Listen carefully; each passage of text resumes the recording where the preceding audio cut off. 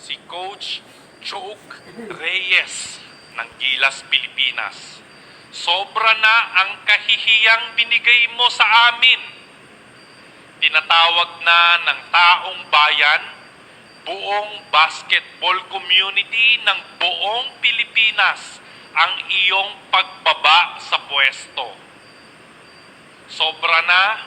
Sobrang kapal na ng pagmumukha natin. Mag-resign na po tayo. Sinasayang mo ang talento ng mga player mo.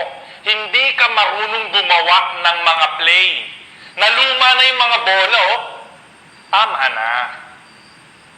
Sumuko ka na. Nakakahiya na sa buong Pilipinas, oh. Ang sakit sabihin, pero hindi ka marunong mag-coach.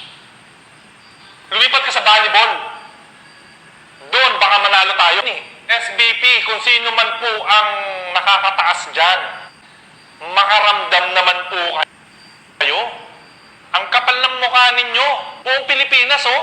Ayaw sa coach natin. Ano pa ba ang hinihintay nating sign?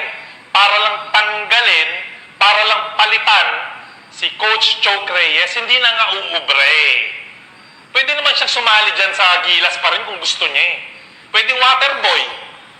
Tiga-abot ng tubig, at least nandun pa rin yung presence niya, di ba? Pero pag Coach Choke Reyes, parang awa mo na po. Mag-resign na lang po kayo ng kusa. Baka nahihiya rin po sa inyo yung SBP, natanggalin kayo. Kayo na lang po mag-resign. Kung meron pa kayong natitirang konting respeto para sa basketball community at malasakit sa bansa natin, mag-resign na po kayo. Parang awa nyo na po, Coach Choke Reyes. Sobra-sobra na po yung kahihiyan. Hinihiling na po ng taong bayan ang inyong pag-resign.